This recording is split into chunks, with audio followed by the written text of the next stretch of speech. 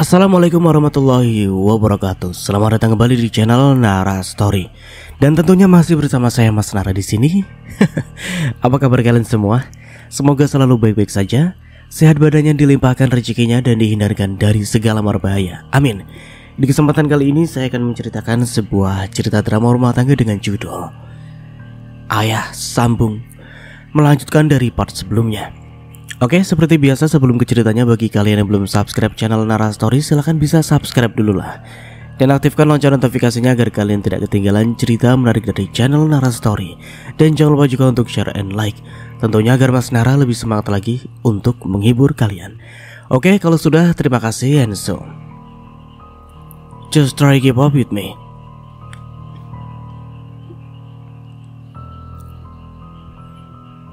Siapa yang bertamu malam-malam begini?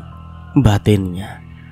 Dengan sedikit malas dia keluar dari kamarnya lalu menuju ke pintu depan. Bas, kamu ngapain malam-malam begini ke rumahku? Aku sedang suntuk di rumah. Baskara menerobos masuk ke dalam ruang tamu lalu merebahkan tubuhnya di atas sofa. Kamu ribut lagi sama Vania?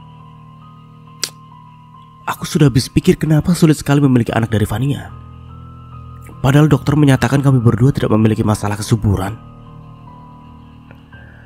Kalian kan baru 4 tahun menikah. Di luar sana masih banyak pasangan yang sudah puluhan tahun menikah dan mereka belum memiliki anak.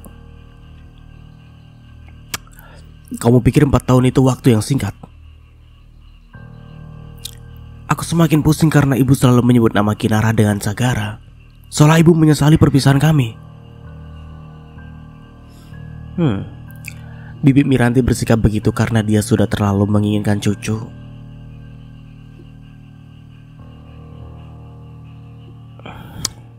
Dan mau bagaimana lagi? Aku dan Vania sudah berusaha keras untuk memiliki momongan. Tapi kamu tahu sendirilah, dia selalu mengalami keguguran sebelum usia kehamilannya mencapai 3 bulan. Ucap Baskara. Tiba-tiba dia mengamati kepala Nadia yang masih dibalut kain perban. Kenapa dengan kepalamu? Tidak apa, hanya kecelakaan kecil. Siang tadi aku bertemu Kinara dan Sagara di klinik. Iya? Sore tadi aku juga sempat bertengkar mulut dengan ibu mertuanya.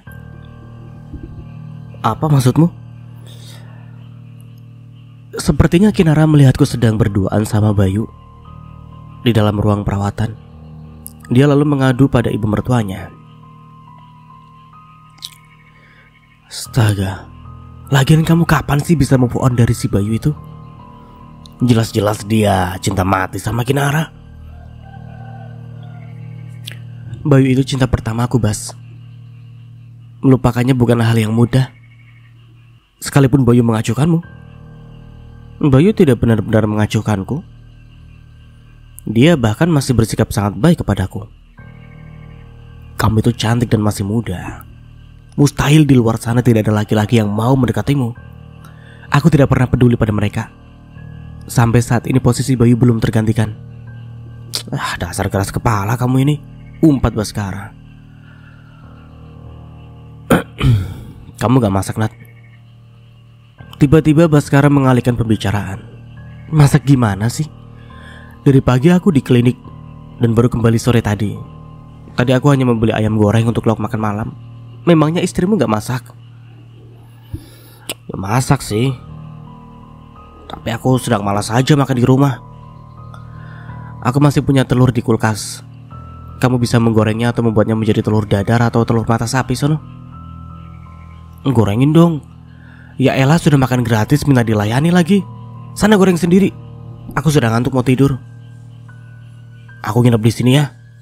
Terserah. Sebelum tidur jangan lupa kunci pintu ya. Bantal dan selimut ada di kamar sebelah. Nadia beranjak dari ruang tamu lalu masuk ke dalam kamarnya. Pukul 11 malam. Vania terlihat gelisah lantaran Baskara belum juga kembali ke rumah. Ia sudah berkali-kali mencoba menghubungi nomor handphonenya, namun panggilannya selalu ditolak.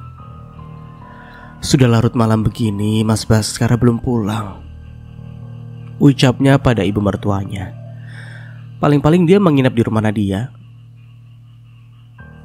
Bagaimanapun Nadia itu seorang perempuan yang masih lajang. Tidak seharusnya Mas Baskara seringkali menginap di sana. Mereka itu masih saudara. Kamu tidak usah pikir macam-macam, ucap Bu Miranti sebelum akhirnya masuk kembali ke dalam kamarnya. Keesokan paginya, Fania tengah merapikan kamarnya ketika terdengar suara deru mobil dari arah halaman rumah. Perasaan lega, kesal, dan penasaran pun saling berkecamuk. Bukankah semalam kamu hanya pamit ingin makan di luar? Kenapa semalam tidak pulang? Aku menginap di rumah Nadia. Kamu pria beristri. Tidak sepantasnya kamu menginap di rumah perempuan yang masih lajang. Apa kamu lupa? Nadia itu saudara sepupuku. Kami tidak mungkin berbuat macam-macam. Saat ini kamu bisa berkata begitu, tapi bagaimana dengan besok atau lusa? Tidak ada yang bisa menjamin jika kalian. Sudah siang, aku harus segera bersiap ke kantor. Potong Baskara, ia lantas masuk ke dalam kamarnya. Pagi-pagi udah pada ribut, gerutu Bu Miranti yang baru saja keluar dari dalam kamarnya. Ibu dengar sendiri bukan? Mas Baskara menginap lagi di rumah Nadia. Tolonglah ibu, nasihati keponakan ibu itu. Jangan pernah lagi mengizinkan Mas Baskara menginap di rumahnya. Harus berapa kali ibu bilang Nadia itu saudara sepupu Baskara. Tidak mungkin mereka berbuat macam-macam. Tidak ada yang mustahil di dunia ini. Bisa saja mereka khilaf dan melakukan perbuatan terlalang. Ini yang ibu tidak suka darimu. Kamu selalu berpikiran buruk pada Baskara. Beberapa saat kemudian Baskara keluar dari dalam kamarnya dengan berpakaian rapi serta menenteng tas kopernya. Kamu gak sarapan dulu, Mas? Aku sudah kenyang mendengar ocehanmu. Dasimu belum benar, biar ku rapikan. Fania berjalan mengambil Baskara dan hendak merapikan dasi yang menurutnya belum terpasang sempurna. Namun pria itu justru menepis tangannya dengan kasar. Udah biar aku rapikan sendiri. Entah apa yang ada di pikirannya saat ini, Baskara meninggalkan rumah tanpa berpamitan ataupun mengucapkan salam pada penghuni lainnya. Baskara pun tiba di kantornya. Kamu kenapa, Bas?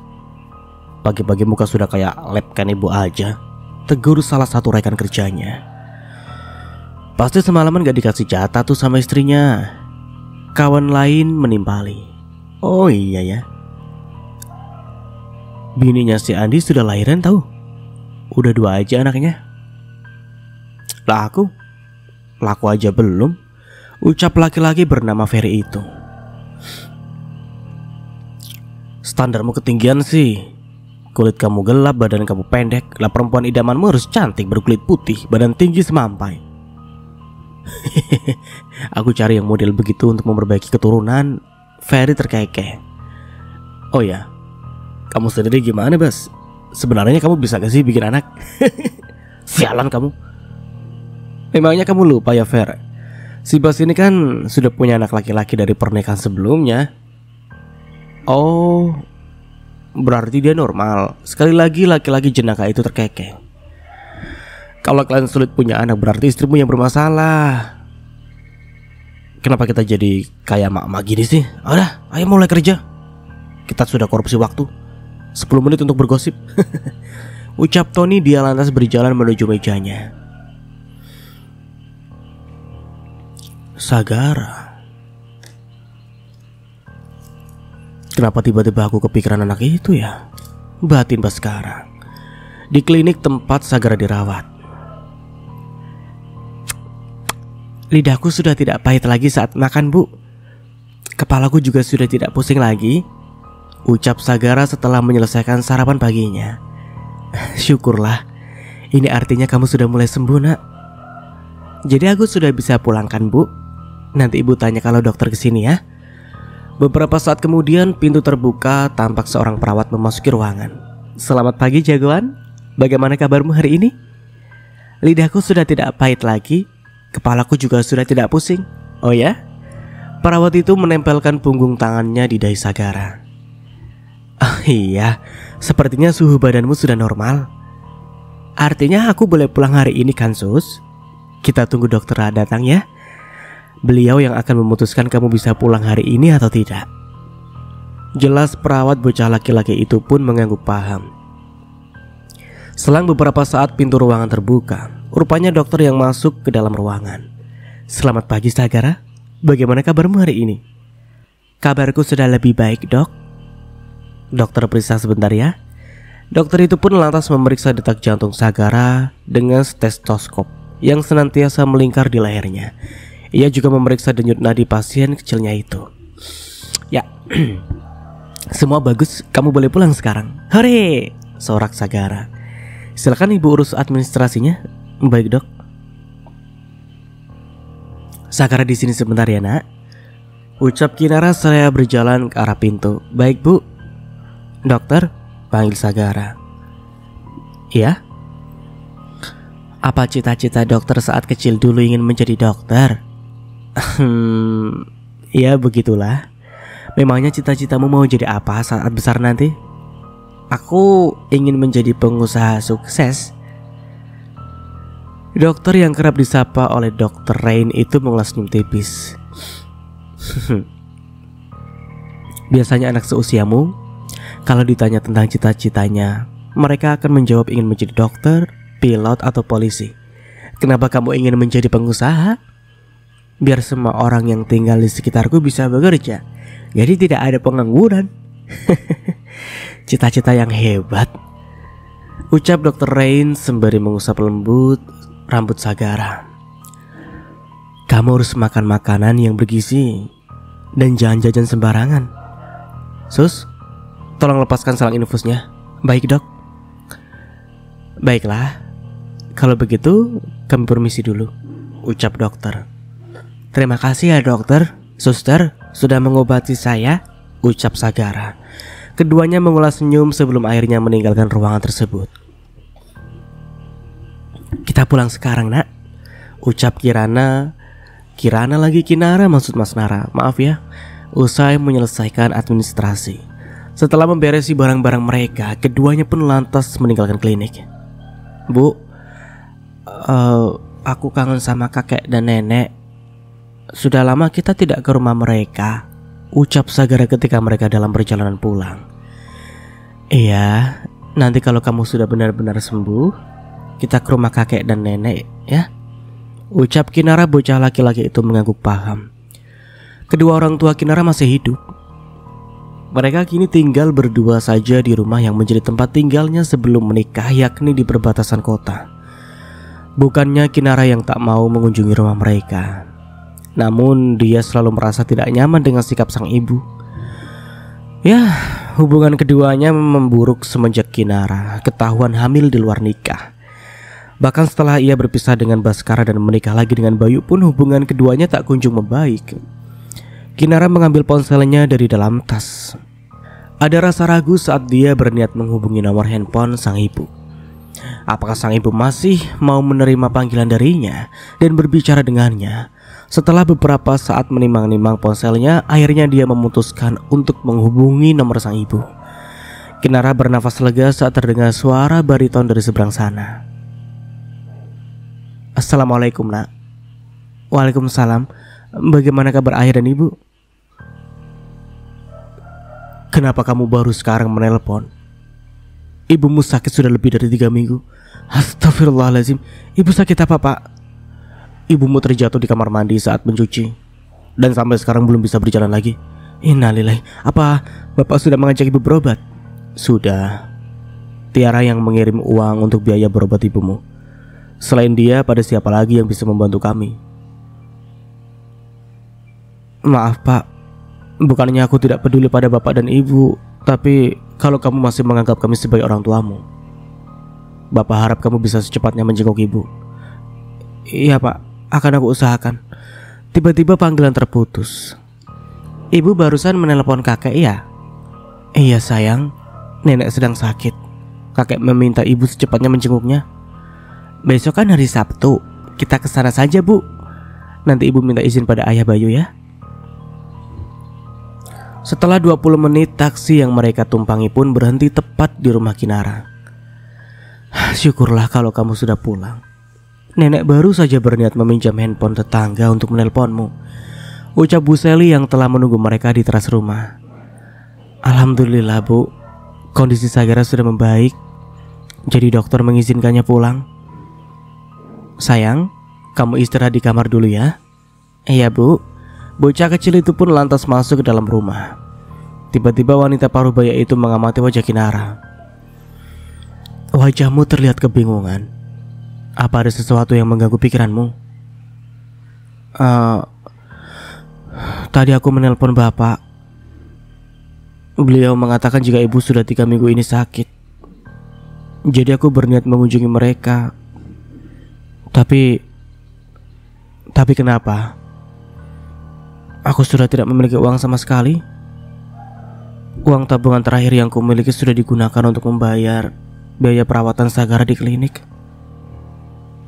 Aku tidak yakin Mas Bayu mau memberi uang untuk ongkos ke rumah ayah dan ibu. Kamu jangan khawatir, ibu akan membantumu. Tapi bagaimana caranya Bu? Kamu tenang saja, itu akan menjadi urusan ibu. Terima kasih Bu.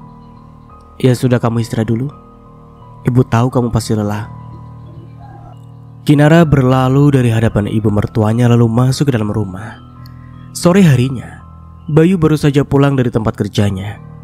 Seperti biasanya dia selalu acuh saat Sagara menyambut kepulangannya. Ayah Bayu sudah pulang, sapanya. Kamu itu selalu merepotkan, ketus Bayu. Merasa diabaikan pada laki-laki itu pun lalu masuk ke dalam kamarnya. Apa kamu tidak bisa sedikit saja bersikap ramah pada Sagara? Ucap Bu Seli yang baru saja memasuki ruang tamu. Memang benar kan? Anak itu selalu merepotkan. Oh iya nak, ibu perlu uang. Uang untuk apa Bu? Ibu mau membeli sesuatu. Ibu butuh berapa? Tidak banyak kok, 500.000 saja. Tapi uang ini kupotong dari jatah bulan ini ya. Bagaimana? Tidak masalah. Yang penting uang itu harus ada malam ini. Bayu mengambil 5 lembar uang pecahan 100.000 dari dalam dompetnya, lalu memberikannya pada sang ibu. Terima kasih nak. Ya sudah, aku mau mandi dulu. Badanku lengket banget. Bayu meletakkan kopernya lalu melangkahkan kakinya menuju kamar mandi. Ini uang untuk ongkos menjenguk orang tuamu, ucap Bu Seli pada Kinara setengah berbisik. Dia tahu putra semata wayangnya itu tidak akan setuju jika dia meminta uang darinya untuk diberikan kepada Kinara. Terima kasih atas pengertian ibu. Tanpa uang ini mungkin aku tidak bisa menjenguk kedua orang tuaku. Sudah. Sekali lagi terima kasih Bu. Sudah. Bilang terima kasihnya udah. Bu Seli berlalu dari hadapan Kinara. Tak lama kemudian dia pun meninggalkan rumah Kinara. Mas, ibuku sedang sakit, aku minta izin menjenguknya. Aku tidak bisa mengantarmu apalagi ikut ke sana. Pekerjaanku di kantor sedang banyak. Tidak apa-apa mas, aku mengerti kok. Uang terakhirku juga sudah aku berikan tadi pada ibu. Gajianku masih 3 hari lagi. Aku masih punya sisa uang tabungan. Berapa hari kamu di sana? Aku ke sana besok pagi. Mungkin pulang minggu sore. Hari Senin Sagara harus mulai masuk sekolah. Hore, aku jadi ke rumah kakek dan nenek, sorak Sagara dengan antusias. Tidak usah teriak-teriak begitu berisik, sungut Bayu. Biarin aja lah mas. Mungkin Sagara senang karena sudah cukup lama dia tidak ke rumah kakek dan neneknya. Awas ya kalau kamu merepotkan lagi. Iya ayah Bayu, ucap Sagara dengan wajah tertunduk. Keesokan harinya, kalian mau berangkat sekarang? Iya bu. Mana Bayu? Mas Bayu baru saja berangkat. Ya sudah, kalian hati-hati. Setelah berpamitan pada Bu Seli, keduanya pun meninggalkan rumah. Kita naik bus kan bu? Tanya Sagara. Iya sayang, biar ongkosnya lebih hemat. Setelah hampir setengah jam menunggu di halte, bus tujuan pun melintas. Perjalanannya berapa lama sih bu? Tanya bocah laki-laki itu sesaat setelah duduk di kursi penumpang. Kalau nggak macet sekitar 2 jam. Ternyata lama juga ya. Kita terakhir ke sana kapan ya bu? Eh, Kalau tidak salah waktu usiamu 3 tahun. Aku sudah lupa wajah kakek dan nenek. Apa mereka masih mengenaliku? Tentu saja, kamu kan cucu mereka satu-satunya. Kinara menutup mulutnya yang tiba-tiba menguap. Kalau ibu mengantuk tidur saja, nanti kubangunkan kalau sudah sampai. Kinara menyandarkan kepalanya di bantalan kursinya. Beberapa saat kemudian dia pun terlelap. Sagara mengedarkan pandangannya di dalam bus yang cukup penuh itu. Entah mengapa perhatiannya tertuju pada seorang pria penumpang, pria yang duduk tidak jauh dari kursinya. Pria itu sedari tadi sibuk menelpon seseorang hingga tidak menyadari jika seorang penumpang lain sedari tadi mengawasinya. "Halte depan kiri, Pak," serunya pada Kernet. Kernet pun memberi aba-aba pada sang pengemudi untuk menepikan busnya. Di saat itulah Sagara disuguhi pemandangan yang terbilang mengerikan. Pria yang berniat turun di halte itu dengan lincah membuka resleting tas milik si pria, lalu mengambil sesuatu dari dalam sana. Dengan gerakan secepat kilat, benda berbentuk persegi itu lalu diselipkannya di dalam bajunya. Pria itu hendak melangkah turun, namun tiba-tiba Sagara berjalan menghampirinya. "Pak Kernet, tahan dulu bapak ini." Anak kecil, kamu ini siapa? Saya ini mau turun, kenapa harus ditahan?" protesnya. Semua pasang mata yang berada di dalam bus antar kota itu pun sontak tertuju ke bagian depan bus, di mana seorang bocah laki-laki berusia 7 tahun meminta Kernet menahan seseorang penumpang dewasa. "Sagara sayang, apa yang kamu lakukan di sana? Kembali ke tempat dudukmu," titas sang ibu. "Aku harus menyelesaikan masalah ini, Bu." "Masalah apa?" "Bapak-bapak, ibu-ibu, dan semua penumpang di bus ini, silakan kalian periksa barang bawaan kalian masing-masing," ucap Sagara. Para penumpang pun mulai memeriksa barang bawaannya. Tidak lama kemudian di belakang sana terdengar teriakan penumpang. "Astaga, handphone saya hilang, dompet saya hilang." "Maaf Pak Kernet, kesini sebentar." Sagara memberi isyarat agar sang Kernet membungkukkan sedikit badannya. Dia lantas membisikkan sesuatu di telinga Kernet tersebut. Kamu, cepat buka bajumu." Sontak Kernet pada penumpang yang kini berdiri di dekat pintu itu. "Apa-apaan ini? Kamu mau saja dibuangi anak ingusan sepertinya? Tidak usah banyak bicara, cepat buka bajumu." Pria itu menggelengkan kepalanya. "Buka bajumu sebelum aku berbuat kasar," ancam sang Kernet. Penumpang itu pun hanya bisa pasrah saat pria bertubuh kekar itu membuka paksa bajunya.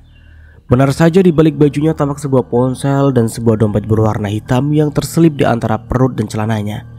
"Itu ponselku." "Itu dompetku." "Oh, jadi kamu copet," ucap sang Kernet. Bukan apaan. Jelas-jelas dompet dan handphone ini ada di balik bajumu.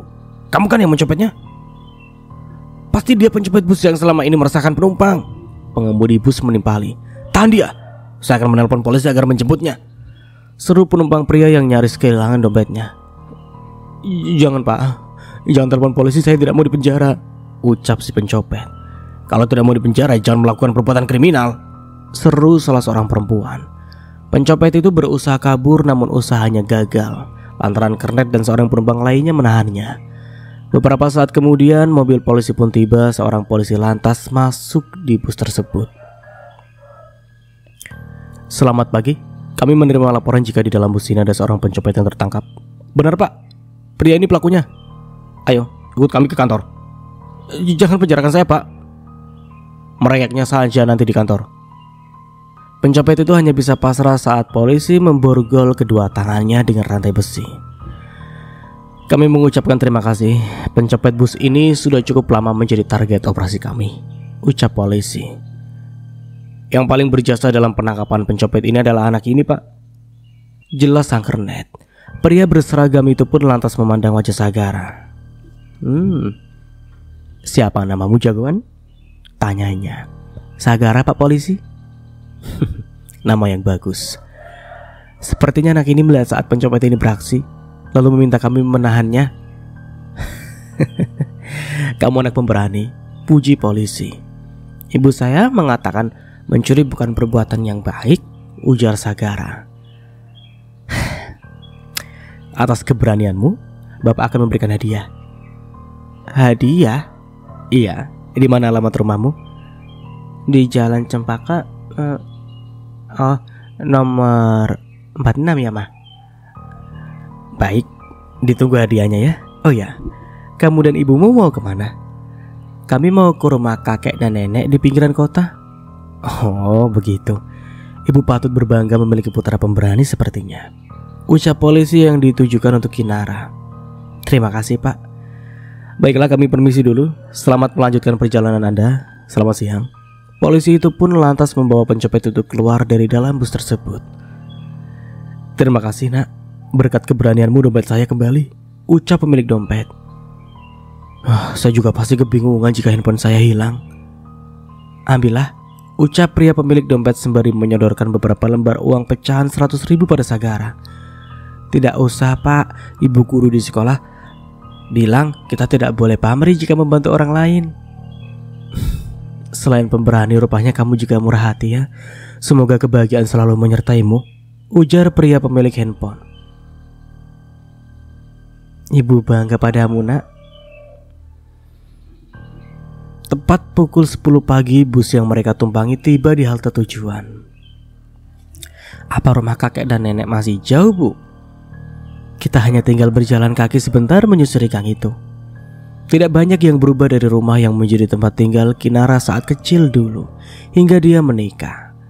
Cat rumah berwarna hijau toska dan pohon mangga kerdil yang selalu berbuah lebat itu seolah menjadi ciri khasnya. Kinara, Sagara, itukah kalian? Ucap pria parubaya yang menyambut kedatangan mereka di tengah pintu. Kakek, seru Sagara sembari berlari ke arahnya. Cucu kakek sudah besar, tampan lagi. Assalamualaikum, Pak. Kinara meraih tangan sang ayah lalu menciumnya penuh khidmat. Bagaimana keadaan ibu, Pak? Masuklah, ibumu ada di kamarnya. Kinara menggandeng tangan Sagara lalu mengajaknya masuk ke dalam kamar sang ibu. Assalamualaikum, Bu, sapa Kinara sesaat setelah membuka pintu. Tampak wanita yang melahirkannya itu tengah berbaring di atas tempat tidurnya.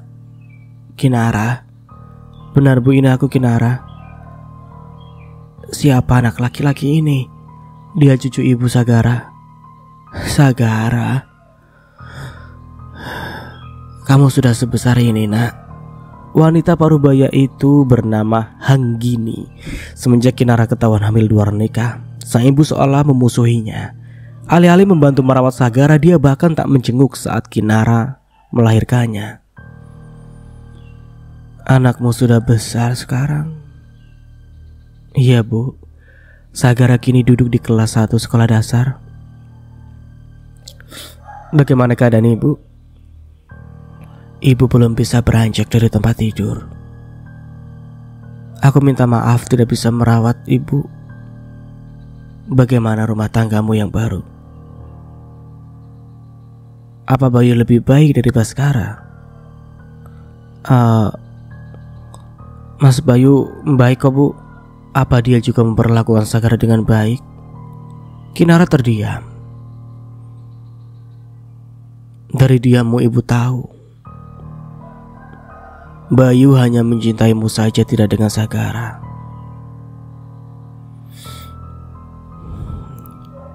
Yang bisa aku lakukan hanyalah berdoa agar suatu saat nanti Mas Bayu bisa menyayangi Sagara seperti anak kandungnya sendiri, ujar Kinara.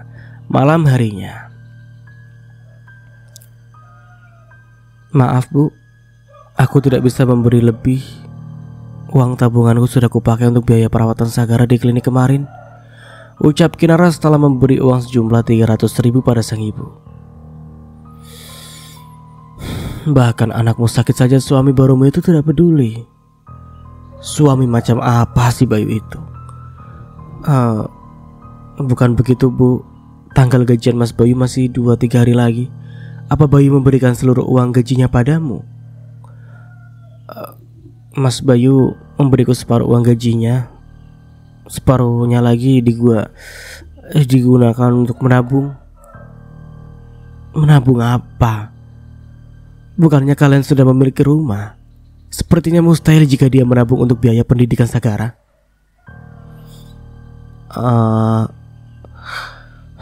Mas Bayu ingin membeli mobil. Kinara, Ibu mau tahu berapa lama kamu bisa bertahan hidup dengan suami model si Bayu yang mementingkan keinginan sendiri? Tidak sepatutnya kamu bicara begitu. Sebagai orang tua seharusnya kamu mendoakan yang baik untuk Kinara. Dia sudah sekali gagal. Jangan sampai dia terjatuh di lubang yang sama, ujar sang ayah. Dari ceritanya saja kita bisa tahu seperti apa suami barunya itu. Oh ya, apa bapak dan ibu sudah tahu kalau Mbak Tiara mau pulang? Katanya masa kontrak kerjanya sudah berakhir. Kinara mengalihkan pembicaraan. Kemarin bapak sempat mengobrol dengannya di sambungan telepon. Tapi kakakmu tidak bilang apapun. Mungkin Mbak Tiara ingin memberi kejutan pada bapak dan ibu. Ibu pernah bilang pada kakakmu itu untuk tidak berlama-lama di negeri orang. Usianya sudah hampir 30 tahun. Sudah saatnya dia memikirkan pasangan hidup. Wah, iya juga ya. Udah 30 tahun, hampir 30 tahun. Kayaknya Mas Nar juga harus deh. Loh, kok malah curhat? Oke, lanjut. Obrolan mereka terhenti saat tiba-tiba terdengar suara seseorang mengetuk pintu. Sang ayah pun beranjak dari kamar itu lalu menghampiri pintu di depan rumahnya. Siapa yang bertemu malam-malam begini? Gumamnya seraya memutar anak kunci. Alangkah terkejutnya pria parubaya itu saat melihat siapa yang bertamu malam itu. Masya Allah, Tiara, ini benar kamu, nak? Iya pak, ini aku, putri bapak Tiara. Pria bernama Handoko itu tidak berkata-kata lagi. Dia merengkuh tubuh putri sulungnya itu ke dalam pelukannya. Alhamdulillah akhirnya kamu pulang juga, nak. Obrolan yang terjadi di teras rumah itu pun memancing rasa penasaran Kinara. Dan dia pun beranjak dari kamar sang ibu lalu menuju bagian depan rumahnya. Sama seperti sang ayah, dia pun tercengang mendapati siapa yang kini berdiri di hadapannya. Mbak Tiara? Iya, ini aku. Apa kamu pangling juga sama aku? Alhamdulillah Mbak bisa pulang dengan selamat. Keduanya pun lantas saling berpelukan. Bukankah Mbak bilang pulangnya masih minggu depan? Ya aku sengaja ingin memberikan kejutan pada kalian. Ngomong-ngomong, kamu kapannya kesini? Aku sampai jam 10 siang tadi, Mbak. Beberapa saat kemudian Sagara terlihat menghampiri ketiganya. Bibi ini siapa, Bu? Tanyanya. Ini bibi kamu, Bibi Tiara. Bibi Tiara? Iya, Bibi Tiara, kakak kandungnya ibu. Dulu dia sering menggendongmu waktu bayi. Aku lupa. Bapak rasa wajar jika Sagara lupa padamu. Saat kamu mau berangkat ke luar negeri kan dia masih begitu kecil. Ibu di mana? Ibu tadi di dalam kamarnya. Mereka pun beranjak dari teras lalu menuju kamar sang ibu. Assalamualaikum, Bu. Waalaikumsalam. Tiara, apa ini benar kamu, nak? Ibu tidak sedang bermimpi, bukan? Gadis berambut sebahu itu mengulas senyum tipis. Ibu sedang tidak bermimpi kok. Ini benar aku, Tiara. Bagaimana kabarmu, nak? Aku baik-baik saja, Bu. Ibu kangen sekali sama kamu, ucap sang ibu. Ia lantas merengkuh tubuh putri sulungnya itu ke dalam pelukannya. Iya, Bu, masa kontrak kerjaan sudah habis. Aku tidak akan kembali ke luar negeri. Lantas apa rencanamu selanjutnya? Aku ingin membuka usaha. Usaha apa? Ya itulah, aku juga masih bingung ingin membuka usaha apa. Mungkin kamu ada saran, nak? Bagaimana kalau toko pakaian? Sepanjang perjalanan menuju rumah ini aku melihat sudah begitu banyak toko pakaian. Rumah makan itu pun sudah menjamur. Kamu harus memikirkan bisnis yang belum banyak digeluti oleh masyarakat di sekitar sini. Sang ayah menimpali. Bapak benar.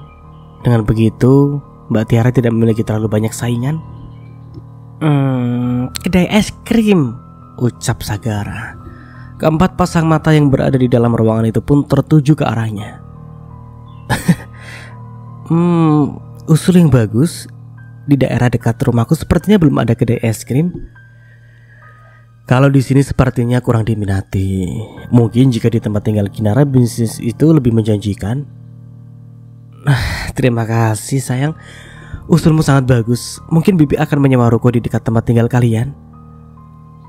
Kalau aku mau makan es krim bayar nggak, Bi? Tanya Sagara dengan mata polosnya.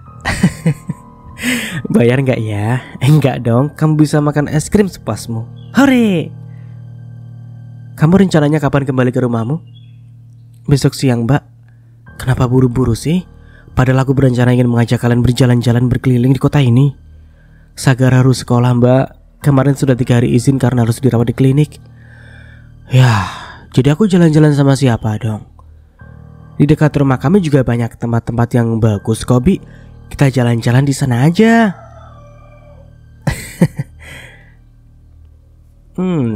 Keponakan itu benar. Kalian jalan-jalan aja di sana. Oh iya Pak. Bu, bagaimana kalau Bapak dan Ibu ikut bersamaku?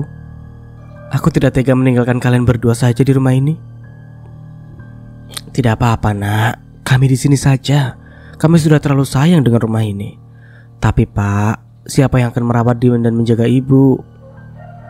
Kamu tidak usah pikirkan itu. Jika ibumu rutin berobat, dia pasti akan segera sembuh dan bisa kembali beraktivitas seperti sedia kala. Ya sudah, kalau itu keinginan Bapak dan Ibu, aku janji akan sering-sering mengunjungi kalian. Oh iya, aku hampir lupa, aku membelikan oleh-oleh untuk kalian semua. Tiara mulai membuka koper berukuran besar itu lalu mengeluarkan satu persatu isi di dalamnya. Ini untuk Ibu, Bapak, Kinara, dan Sagara. Terima kasih Bibi Tiara. Sorot mata Sagara terlihat berbinar saat sang bibi memberikan robot mobil berukuran cukup besar untuknya. Sudah lama sekali aku menginginkan mainan ini.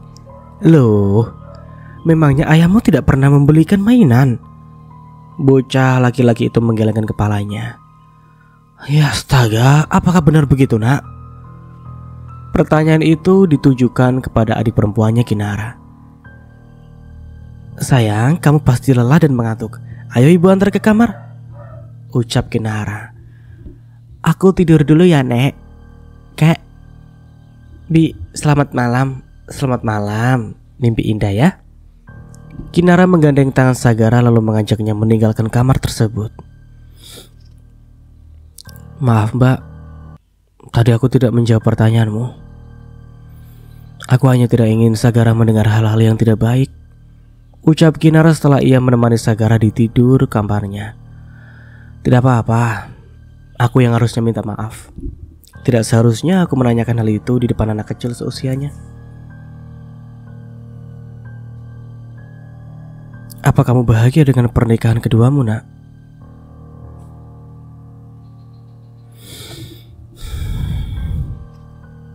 Sebisa mungkin aku akan berusaha mempertahankan pernikahanku dengan Mas Bayu. Aku tidak ingin gagal untuk kedua kalinya kak. Bagaimana perlakuan Bayu pada Sagara? Mungkin saat ini Mas Bayu masih acuh pada Sagara. Tapi aku yakin suatu saat nanti dia pasti bisa menerima Sagara dengan tulus seperti anak kandungnya sendiri. Saat mendekatimu dulu, bagaimana sikap Bayu? Mas Bayu begitu baik dan perhatian pada Sagara dulu. Tapi setelah kami menikah, sikapnya berubah 180 derajat.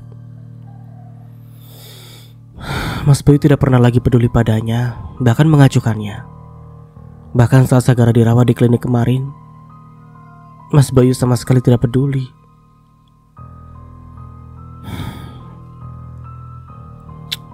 Aku tidak yakin sikapnya pada Sagara akan berubah. Tidak ada yang mustahil di dunia ini. Ibu mertuaku contohnya. Dulu beliau selalu bersikap ketus pada kami. Tapi alhamdulillah, belakangan ini sikapnya pada kami berubah lebih baik. Bahkan ibu yang meminta uang dari Mas Bayu untuk kemudian diberikan padaku sebagai ongkos ke sini. Syukurlah jika ibu mertuamu tidak memusuhimu lagi. Mbak Tiara sendiri gimana? Apa Mbak sudah punya teman dekat?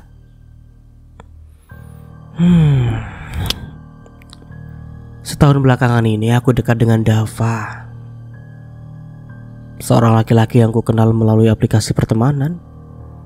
Dia bilang berasal dari kota ini. Mbak pernah bertemu dengannya? Kami belum pernah bertemu sama sekali. Dia mengajakku bertemu besok pagi di taman kota. Ya sudah, Mbak temui saja. Aku takut. Takut kenapa? Aku takut dia kecewa dengan wajah asliku. Foto yang selama ini kupajang sebagai foto profil kan foto editan. Kenapa harus pakai foto editan sih, Mbak? Ya, aku malu memasang foto dengan wajah asliku. Aku kan gak secantik kamu yang memiliki kulit putih bersih dengan tubuh ramping. Meskipun ditakdirkan sebagai kakak beradik, banyak yang mengatakan jika keduanya sangat jauh dari kata mirip. Kinara memiliki penampilan fisik yang lebih menarik dari kakak perempuannya. Kinara menuruni sang ibu yang berkulit putih bersih dan rambut hitam lurus, sementara Tiara menuruni sang ayah yang memiliki kulit cenderung gelap dan berambut ikal. Itulah salah satu sebab yang menjadikan Tiara belum memiliki pasangan di usianya yang memasuki kepala 3. Jangan ngomong begitu, Mbak. Setiap orang terlahir dengan kelebihannya masing-masing. Kamu mau kan menemani Mbak bertemu dengannya besok? Tanya Tiara. Kinara menganggukkan kepalanya. Ya sudah, Mbak Tiara istirahat dulu sana. Aku juga sudah mulai ngantuk ini.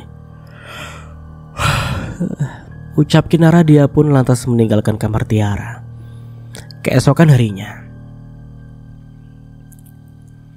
Usiamu sudah hampir 30 tahun. Kapan kamu mau menikah? Ucap Bu Hanggini diselamakannya. Kenapa kamu bertanya begitu sih, Bu? Kamu pikir mencari pasangan itu seperti mencari sendal jepit apa? Bukan begitu, Pak. Ibu sudah malu dengan gunjingan warga yang mengatakan kalau Tiara ini perawan tua. Tidak laku lah. Tetangga memang begitu. Kalau tidak menggunjing ya menghakimi. Ibu dan Bapak doakan aja biar Mbak Tiara lekas mendapatkan jodoh. Kinara yang juga berada di ruangan itu pun menimpali. Memangnya kamu sudah punya pacar? Sudah, Bu. Ya sudah, kamu suruh dia cepat-cepat melamarmu. Kalau perlu kalian langsung nikah. Tapi oh ya, laki-laki itu harus memiliki pekerjaan yang bagus dan rumah sendiri. Dan satu lagi, tidak pelit seperti si Bayu itu. Sang ibu sedikit melirik ke arah Kinara. Ngomong-ngomong, kalian bertiga mau kemana? Kok pagi-pagi begini sudah rapi? Mbak Tiara ngajak jalan-jalan, Pak. Sagara ikut? Iya ikut. Oh iya, hari ini di dekat rumah kita ada lomba memancing. Sagara gak mau ikut. Hadiah utamanya sepeda motor loh, ucap Pak Handoko. Hah? Aku gak jadi ikut ibu ah. Aku mau ikut kakek saja, ucap Sagara. Beneran kamu gak ikut ibu dan bibi Tiara? Aku mau ikut lomba mancing saja, pasti lebih seru. Ya sudah, tapi kamu harus janji nurut kata-kata kakek ya. Bocah laki-laki itu mengangguk paham. Kami berangkat dulu, Pak. Bu. Kinara dan Tiara bergantian menyalami kedua orang tua mereka. Tidak lama kemudian keduanya pun meninggalkan ruangan tersebut. Kinara dan Tiara menumpangi taksi yang akan mengantar mereka menuju taman kota, tempat Tiara akan bertemu dengan kawan laki-lakinya, Dava. Kalau boleh ku tahu, rumah Dava di mana, Mbak? Dia bilang rumahnya tidak jauh dari sini. Barusan dia mengirim pesan sudah berangkat dari rumahnya. Bagaimana kalau kita tunggu saja di sana? Kinara mengacungkan jari telunjuknya ke arah sebuah bangku yang berada di area taman. Tiara pun mengangguk setuju. 20 menit kemudian. Hei, Tiara, sapa seseorang yang tiba-tiba menghampiri mereka. Kakak beradik itu pun lantas menoleh ke arah suara itu. Tiara tercengang saat memandang sosok laki-laki yang kini berada di hadapannya. Apakah ini laki-laki yang bernama Dava? Astaga, dia bahkan lebih tampan dari fotonya, batin Tiara. Hai, aku Tiara. Oh, kamu. Aku pikir gadis yang ini. Laki-laki itu terkekeh. Dia adik perempuanku namanya Kinara. Dia sudah menikah dan punya anak. Adikmu? Kenapa wajah kalian tidak mirip? Sekali lagi laki-laki itu terkekeh. Silakan kalian berdua ngobrol di sini. Aku haus, mau beli minuman di kios itu. Kinara beranjak dari tempat duduknya lalu menuju kios yang masih berada di area taman. Sedikit canggung, Tiara menggeser tubuhnya untuk memberi tempat duduk bagi laki-laki yang dikenalnya melalui dunia virtual itu. Dava, ternyata kamu lebih tampan dari foto profilmu. Sungguh? Kamu juga cantik kok. Puji Dava yang sontak membuat Tiara tersipu dari pipinya hingga memerah. Anaknya adik kamu umur berapa tahun? 7 tahun, kelas 1 SD. Sudah besar ya? Apa dia nikah muda? Iya, Kinara pertama kali menikah di usia 17 tahun. Tapi pernikahannya hanya bertahan beberapa bulan saja. Dia janda? Tanya Dava penuh semangat. Iya, dia sempat menjanda selama kurang lebih 6 tahun. Baru beberapa bulan yang lalu dia menikah lagi. Oh, aku pikir dia janda. Sepertinya kamu tertarik pada adikku. Bukan begitu. Kinara memang cantik dan menarik. Wajar jika laki-laki yang melihatnya akan menyukainya. Bagiku penampilan fisik bukan yang utama. Yang terpenting itu adalah hatinya. Kamu sudah pernah punya pacar? Belum pernah. Aku ini pemalu. Gak berani mendekati perempuan. Ya itulah sebabnya aku sengaja mencari pasangan di aplikasi pertemanan. Mungkin aku bisa bertemu jodohku di sana. Kamu sendiri sudah pernah punya pacar juga? Tiara menyeringai kecut. Mana ada yang mau dengan gadis jelek dan dekil sepertiku. Shh. Jangan bilang begitu. Kamu tidak sejelek itu kok. Justru di mataku kamu itu gadis yang sederhana tapi manis. Ya, seperti itulah tipe gadis idamanku. Jantung Tiara nyaris melompat dari tempatnya saat tiba-tiba Dava meraih dan menggenggam tangannya. Maaf, ini di tempat umum. Aku malu jika dilihat orang. Oh iya, maaf aku terbawa suasana. Aku hanya ingin bilang padamu kalau aku menyukaimu. Apa? Kamu menyukaiku? Iya Tiara. Aku menyukaimu sejak pertama kali kita kenal di aplikasi pertemanan. Kamu mau kan jadi pacarku? Pacar? Kenapa gugup begitu? Kamu gak mau menerima aku ya? Bukan begitu. Sebenarnya aku juga menyukaimu. Sungguh? Jadi kamu mau jadi pacarku? Tanya Dava. Tiara menganggukkan kepalanya. Terima kasih Tiara. Oh ya, sebenarnya aku tidak enak mengatakan ini, tapi apa? Katakan saja. Aku sedang butuh uang untuk menebus obat ayahku di apotek. Kamu butuh berapa? 500.000. Pakai uang ini. Tiara mengambil 5 lembar uang pecahan 100.000 dari dalam dompetnya, lalu memberikannya pada Dava. Aduh, kasihan banget. Ini si Tiara kasihan banget sumpah. Ini Dava juga brengsek sekali sih. Ini udah ada indikasi-indikasi sih. Aku janji akan menggantinya secepat mungkin. Tidak usah kamu pikirkan. Yang terpenting hanya bisa cepat sembuh dan menebus obat. Kamu benar-benar gadis yang baik. Aku sungguh beruntung mengenalmu, ujar Dava. Tiara menanggapinya dengan senyum simpul di bibir. Obrolan mereka terhenti saat tiba-tiba ponsel Dava berdering. Laki-laki itu pun bergegas meraih ponselnya. Maaf, aku angkat telepon dulu. Dava beranjak dari tempat duduknya lalu berjalan menjauh dari bangku taman. Iya, ini aku sudah dapat uangnya.